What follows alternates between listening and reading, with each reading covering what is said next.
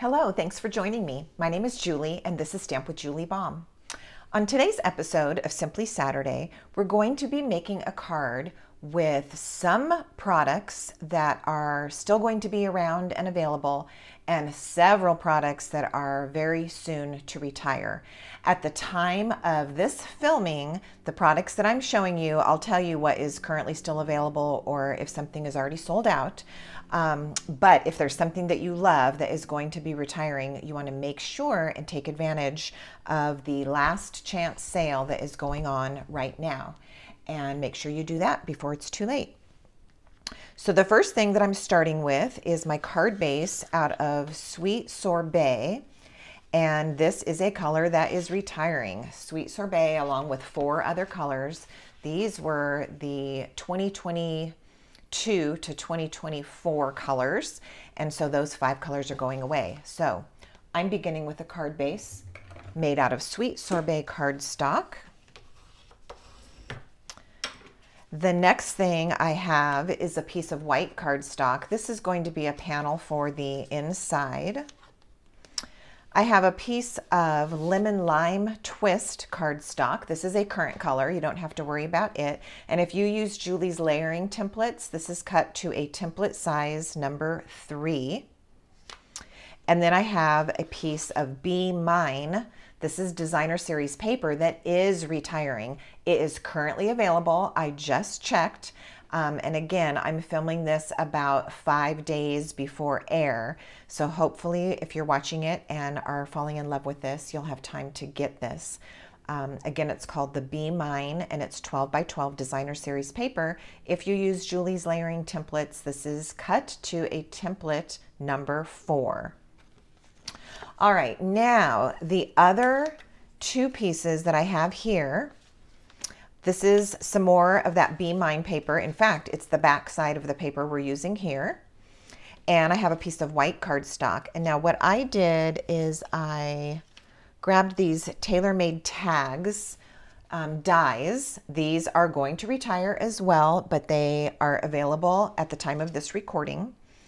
And I cut one out of this largest die, that one out of the designer series paper, and then the smaller one, let me see if I can reach it, just one size down, I cut using just white cardstock. All right, now these tailor-made tags dies are something that I will keep in my collection. Anything that's just a kind of a general shape, I always keep. I only downsize and clean out dies that might go with a particular stamp set that I'm not keeping. So these are things that I'm going to keep in my die collection. These little circles are like reinforcements, you know, for tags, or for, if you'll remember back like in school in a 3-ring binder, you could put those little reinforcements, and we're going to use those on our tag as well. That is part of those tailor-made tags. Okay. All right. The stamp set that we're going to be using is retiring and in fact has sold out. So if you're watching this, you won't, and you don't already own this stamp set, you'll need to find some other word stamps to use in its place. This is called Biggest Wish, and I will let you know that this is a stamp set that I am going to end up cleaning out and selling after it's no longer available. That means after May 1st. I mean, I know it's sold out, but we have to wait until the new catalog goes into effect. And this will be a set that I sell on my Etsy shop. So if you're interested in that, you might want to inquire. All right, let's put together parts of our card and I'll finish giving you the instructions as we go along. So the first thing that I'm going to do is put those little reinforcements onto my white tag. And I'm going to use some liquid glue to do this. Actually, because these are hard to pick up, I'm going to grab some tweezers and hold on to it. These are reverse lock tweezers that are really handy to have. Although the pair that I'm using is not from Stampin' Up and it's kind of old. It doesn't hold very tightly anymore. I really am going to have to upgrade my tweezers. So the hole here is kind of an oblong shape, but it doesn't matter. We're just going to stick that cute little red reinforcement there. Now I'm tempted to add one on the back, but it's not going to show. So I think we'll skip that step in keeping with our fast and easy card today. Now, I know that fast and easy can be relative. If you've been stamping for a long time, something that you might still consider fast and easy might still be too advanced for someone who's new. So I think this one kind of falls in the middle. There are several steps. Some of my Simply Saturday cards have fewer steps, but in general, everything we're doing is very easy as far as technique goes. All right, these are going to get layered on top of each other like that. Look how cute. And what I'm going to do is go ahead and do my stamping on here. Now, I will put lots of information for you in the description box below this video. And that will include some of the measurements that I haven't remembered to give you, or and some other things. All right, so I'm going to stamp the word birthday using Lemon Lime Twist ink. And I do have my Stampin' Pierce mat under here. This is a very big, bold photopolymer image. And so I have used this stamp set quite a bit, and I just know that I'm going to get a better image if I do use that mat underneath. Now, do I 100% of the time use my mat with photopolymer? No, but most often I do.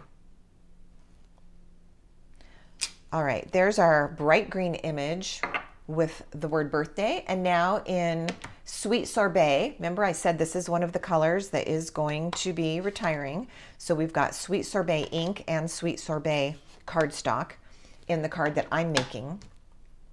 And I'll stamp the happy just kind of at an angle and over it. This is why I always loved this stamp set, is how the images between the block letters and the script, you could kind of stamp on top and they just look really great. So this will be a hard stamp set to say goodbye to, but I do have to make room for some new things that are coming. Okay, we're going to do some more attaching. This, I think I will lightly attach it to each other. I want them kind of askew like that, but I think I'll just put a little dab of glue here just to hold it where I want it. And I think I'm going to go with that angle. All right, just to kind of hold it together so it's one piece and I'm not having to hold the two together. The next thing I'll do is attach this designer series paper to the Lemon Lime Twist layer. We can move this out of the way now that we're done stamping. And I want to be mindful to not go ahead and glue this layer onto my card base, because we need to do something with our twine first. This is going to be a fun little twine trick.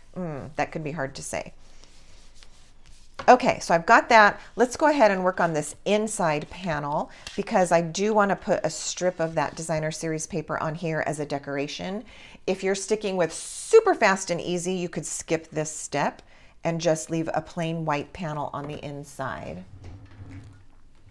All right, now I've left my strip extra long, and the reason for that is I want to be able to lay it on my card and go end to end, nice and straight, and not have to worry that it's cut to the exact length of my card. So this way I can just lay it on. I'm eyeballing it, but I'm making sure that it's as straight as possible. The edges can just go right off the end. I did put my silicone mat down underneath. That way, if there's glue under here, it's not going to stick to that silicone mat, and it also didn't create a sticky spot on my paper. So I often pull that out as a helpful tool. Okay, with some scissors, I can just trim the edges of that designer series paper right off of my panel, and now this piece is ready to go on the inside of the card. Now we have that cute red floral print that's going to carry over from the front of the card on that tag that we made to the inside.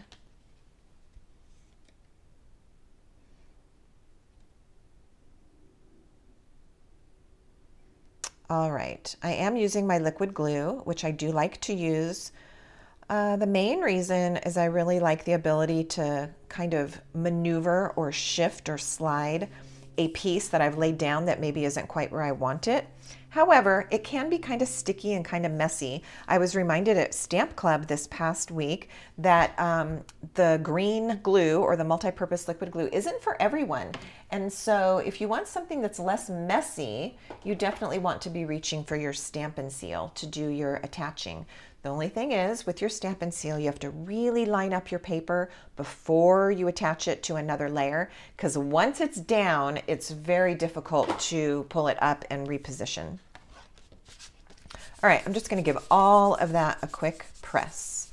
And now we're going to put our card together. So I'm going to take 2 lengths of twine. Now, this twine is Balmy Blue, and it comes in a 3-pack that looks like this, Baker's Twine 3-color pack. Lemon Lolly, Flirty Flamingo, and Balmy Blue. This was in the January to April 2024 catalog, but it is carrying over. So this will still be available in the 2024 to 2025 annual catalog. All right, I've got 2 long lengths of that, and what I'm going to do is thread it down through the little hole, and I have that little protector on there, the little red circle, reinforcement, not protector. Okay, so I've threaded my twine down through the tags. Now I'm going to wrap it around this layer. Okay, so I'm holding it in place. I'm taking those long tails and wrapping it around the card and bringing it back up towards the top. Okay, now I'm going to position these tags right where I want them. I think that that looks good. And pulling that twine taut. And then I'm just going to take these ends. Actually, I need a little bit more here because I'm going to tie a bow. So I'm going to have to reposition in a second, but let me pull a little bit more through. There we go. All right, tags back in place, not a problem. Let's see if I pulled too much. You kind of want them equal, I guess, as I'm doing this. There we go. Okay, so rewind my verbal instructions there. Pull the twine till it's equal. So you have equal tails sticking out over here, and then you should be good without having to fiddle with it like I just did. Okay, so now I'm taking each end of those 2 pieces of twine and just using them to tie a bow, and this is securing that tag into place. So cute.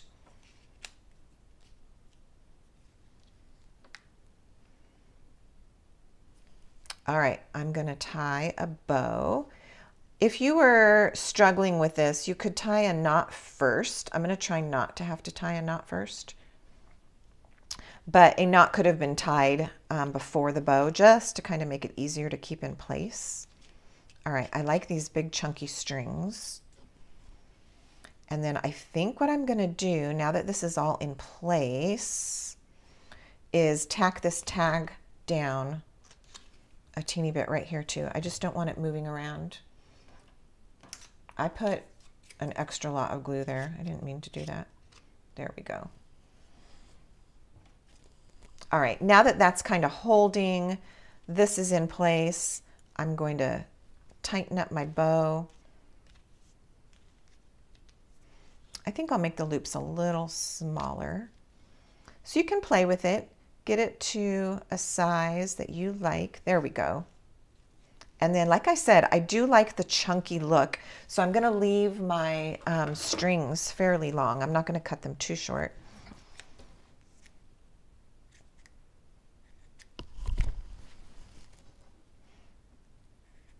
We'll shorten them up a little bit. All right, and now that that is completely in place, now I can attach this to the card base. Look at how cute that's going to be. All right, you could use any number of adhesives. I think what I'm going to do, because I've got the twine there and I would like for it to stay put, I am going to take a little piece of tear and tape and just stick it like that on each side. Now that twine won't shift no matter what. It's going to stay put. And then I could add more tear and tape to this, or I could add different glue, whatever you want. I think I'll just finish with some Stampin' Seal so you can see the Stampin' Seal if you haven't used it in a while. So without pressing too hard, you want to have a light touch. You're just going to drag it onto the surface that you're trying to attach. And then you do a little break in the tape. That seems to be the best method to keep it from getting kind of clogged up.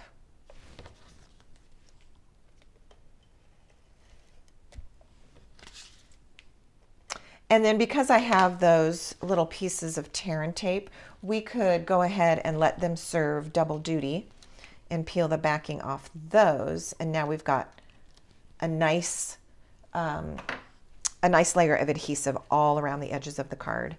Let's put that on our card base and we can, I was going to say we can call it a day, but I can see one more thing I want to do on here. So if you're done, you're like, okay, I'm done. That was pretty fast, very easy. But if you want to take one more step, I love these embellishments. These were the adhesive backed hearts and flowers, also retiring and available as of this moment.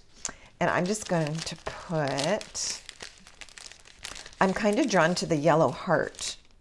Oh, I've got one over here. I'm kind of drawn to the yellow heart since I've used a lot of the red and the green, and I want to pull out some of the yellow from my bee.